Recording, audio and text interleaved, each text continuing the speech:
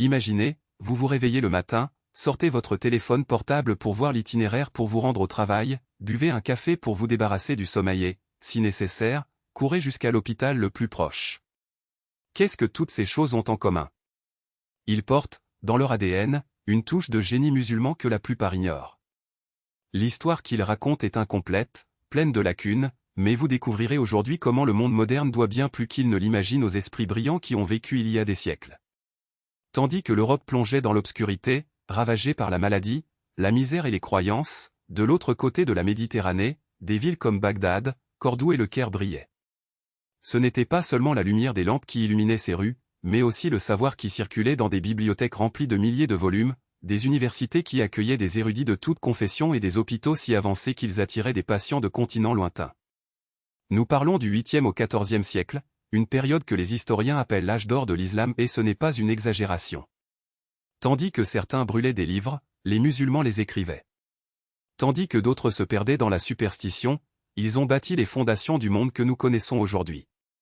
Vous avez beau bouder les mathématiques, elles sont présentes dans tout, dans le téléphone portable que vous tenez, dans le GPS qui guide vos pas, même dans le café que vous buvez pour vous réveiller. Et savez-vous qui a révolutionné les chiffres?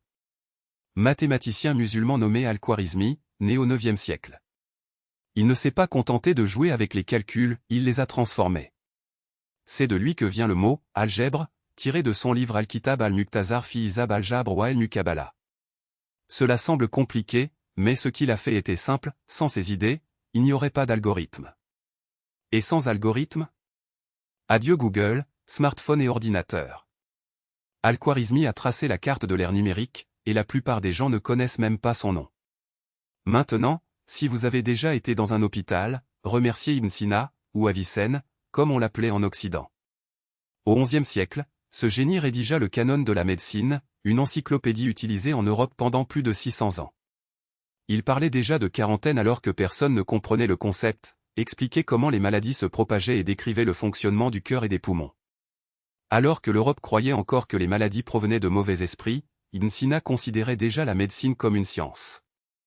La prochaine fois que vous prendrez un médicament, rappelez-vous, la base de la médecine moderne a une signature musulmane. Et si vous avez déjà subi une intervention chirurgicale, aussi simple soit-elle, rencontrez Al-Zaraoui, un chirurgien musulman du Xe siècle qui vivait en Espagne. Il a écrit une encyclopédie médicale de 30 volumes, Al-Tasrif, dans laquelle il a décrit plus de 200 instruments chirurgicaux.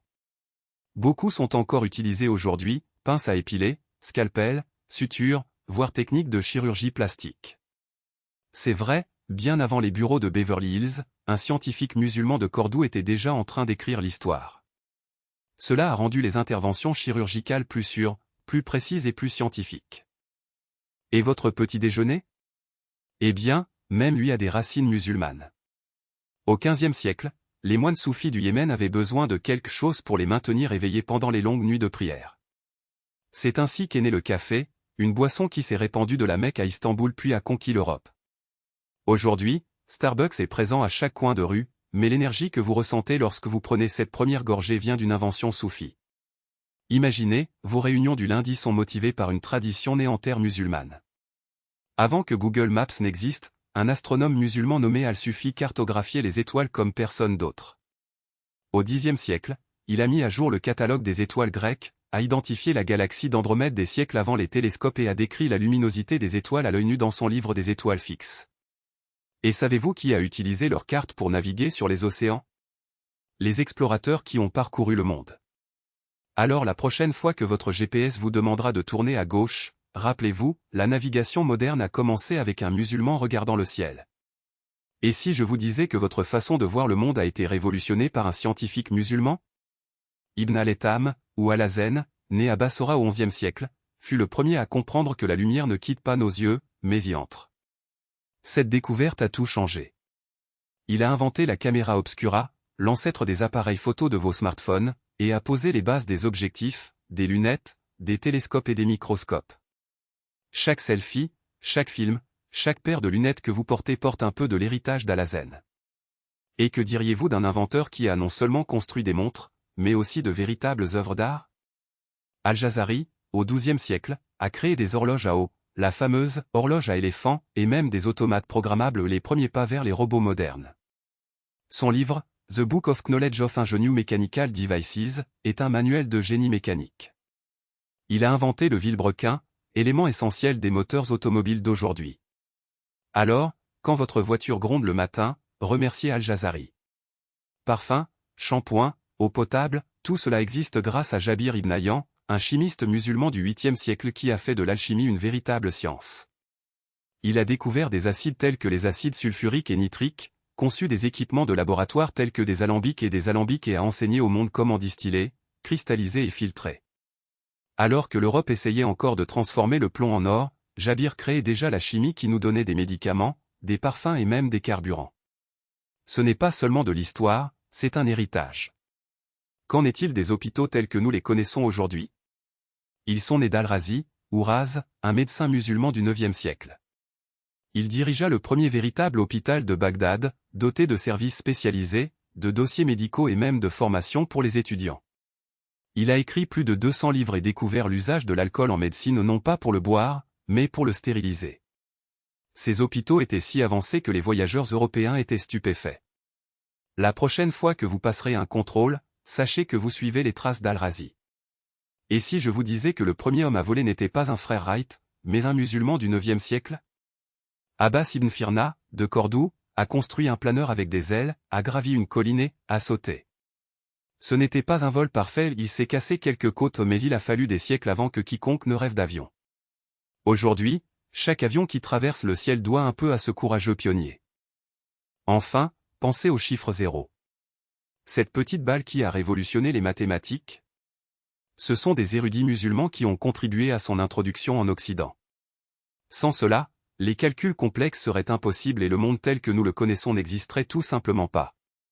Alors la prochaine fois que vous utiliserez votre GPS, prendrez un café ou visiterez un hôpital, rappelez-vous, derrière chacune de ces choses se cache une histoire d'innovation, de courage et de génie qui a commencé dans le monde musulman. Il ne s'agit pas seulement de faits isolés, c'est un héritage qui a façonné le monde. Et maintenant que vous le savez, comment allez-vous regarder ces inventions différemment? Imaginez un monde sans algèbre. Aucun calcul. Sans même la capacité d'équilibrer vos finances.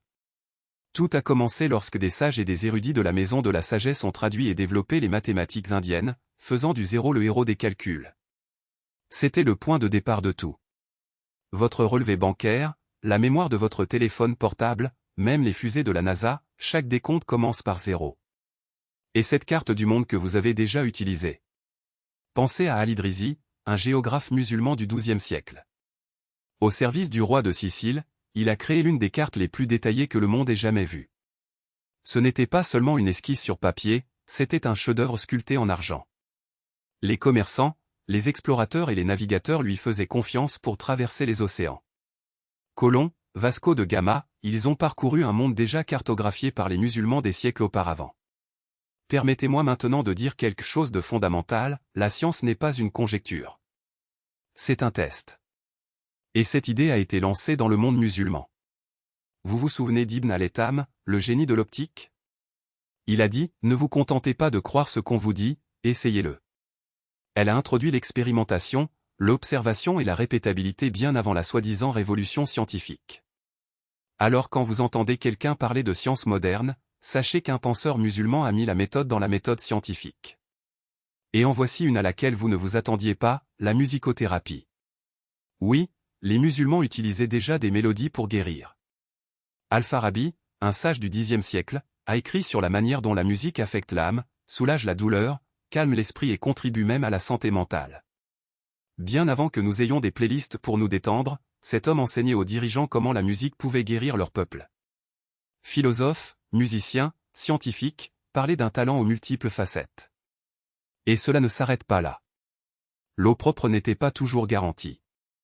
Au XIe siècle, l'ingénieur musulman Al-Jazari a conçu des machines de levage d'eau, des pompes et des systèmes qui ont fait prospérer les villes. Il a créé des fontaines, des systèmes d'irrigation pour les fermes et même des horloges à eau qui marquaient le temps au rythme des courants. Alors que d'autres régions du monde transportaient encore des seaux, les musulmans ont construit des merveilles d'ingénierie hydraulique qui ont permis l'épanouissement des civilisations. Maintenant, quelque chose de beau, le mot Bimaristan signifie « lieu de guérison », et c'est exactement ce que les musulmans ont créé. Il ne s'agissait pas seulement de bâtiments, mais d'établissements de soins. Les patients étaient soignés gratuitement, quel que soit leur état. Il y avait des salles séparées pour différentes maladies, une musicothérapie pour le rétablissement et même des hôpitaux mobiles qui se rendaient dans les villages. Imaginez un monde où la santé n'est pas une affaire mais un devoir envers l'humanité. Et voici quelque chose qui a changé la donne du savoir, lorsque les musulmans ont appris à fabriquer du papier auprès des Chinois, ils ne se sont pas contentés de copier, ils se sont perfectionnés. Bagdad est devenu le centre de la production de livres au 8e et 9e siècle. Soudain, les livres étaient partout. Les bibliothèques comme la Maison de la Sagesse abritaient des centaines de milliers de manuscrits. La connaissance n'était plus enfermée, elle coulait comme le Tigre. Cette révolution du papier est la raison pour laquelle nous avons des écoles, des universités et même vos manuels scolaires. Avant que les satellites ne vous indiquent où aller, il existait un petit appareil appelé astrolabe. Des scientifiques musulmans comme Mariam al-Asturlabi-Oui, une inventrice l'ont perfectionné pour mesurer les étoiles, déterminer les heures de prière et naviguer dans les déserts et les mers. Avec lui, il était possible de connaître votre position sans une seule batterie. Les navigateurs l'appelaient sauveteur, savant, des miracles. Le GPS d'aujourd'hui n'est qu'une version high-tech de ce que les musulmans maîtrisaient déjà il y a 1000 ans. Et voici quelque chose qui pourrait vous surprendre, l'hygiène était une révolution. Alors que l'Europe pensait qu'un bain une fois par an suffisait, les musulmans fabriquaient du savon à partir d'huile d'olive, utilisaient du shampoing et promouvaient la propreté dans le cadre de leur foi. Ils ont introduit des parfums, du dentifrice et même des techniques de lavage des mains qui empêchaient la propagation des maladies. L'hygiène n'était pas seulement une question de sentir bon, c'était la science, la survie et la sunna. Imaginez maintenant subir une intervention chirurgicale sans anesthésie. Un cauchemar, n'est-ce pas? Mais au Xe siècle, les médecins musulmans utilisaient des sédatifs à base de plantes, des éponges imbibées d'opium et d'autres remèdes naturels pour anesthésier les patients pendant les procédures. Ils ne se sont pas contentés de le couper, ils en ont pris soin.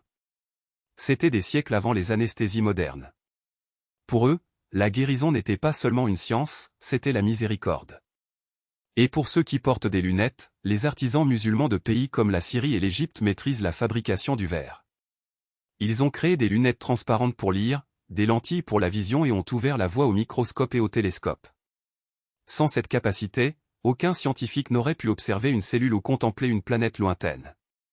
Ils ont transformé le sable en clarté. Littéralement. Pendant que les rois se battaient pour la terre, les scientifiques musulmans ont découvert comment faire prospérer cette terre. Ils ont introduit la rotation des cultures, des systèmes d'irrigation et de nouvelles semences en Espagne, en Afrique du Nord et au Moyen-Orient. Orange, canne à sucre et même riz, ces techniques agricoles transformaient les déserts en jardins. Il ne s'agissait pas seulement d'agriculture, il s'agissait de nourrir les civilisations. Et savez-vous quand vous glissez une carte ou émettez un chèque? Ce système a commencé dans le monde musulman. Les marchands du 9e siècle écrivaient ça que l'origine du mot « chèque » pour ne pas avoir à transporter de l'or sur des routes dangereuses. Il était possible de déposer de l'argent à Bagdad et de le retirer au Caire. Ce fut le premier système bancaire sécurisé. Aujourd'hui, nous l'appelons FinTech. À l'époque, c'était une affaire intelligente. Enfin, parlons des écoles. Les musulmans ont créé certaines des premières universités, comme Al-Qarawiyyin au Maroc et Al-Azhar en Égypte. Ils accueillaient des hommes, des femmes, des riches, des pauvres, des musulmans et des non-musulmans. Si vous vouliez apprendre, les portes étaient ouvertes. Pour eux, la connaissance était un devoir et non un luxe. C'est pourquoi, aujourd'hui, lorsque nous parlons de l'éducation qui transforme la vie, nous faisons écho à un principe que les musulmans suivent depuis plus de 1000 ans. La vérité est la suivante, le monde dans lequel nous vivons, avec ses smartphones, ses hôpitaux, ses cartes et sa musique, n'a pas été construit par une seule civilisation. C'est une mosaïque et l'une des pièces les plus brillantes de cette mosaïque est le génie musulman. Mais voici ce qui me frappe le plus, pourquoi n'avons-nous pas entendu ces noms? Pourquoi les enfants grandissent-ils en pensant que le monde n'a commencé à inventer qu'au 19e siècle? Il est temps de raconter ces histoires. Pour honorer ces esprits. Rappelez au monde que la grandeur n'appartient pas à une nation ou à une époque, elle appartient à ceux qui osent penser, servir et partager. Et c'est là, mes amis, la vraie histoire. Maintenant, allez-y, partagez. Faites connaître la vérité à quelqu'un d'autre. Parce que l'histoire est puissante, mais seulement si elle est correctement racontée.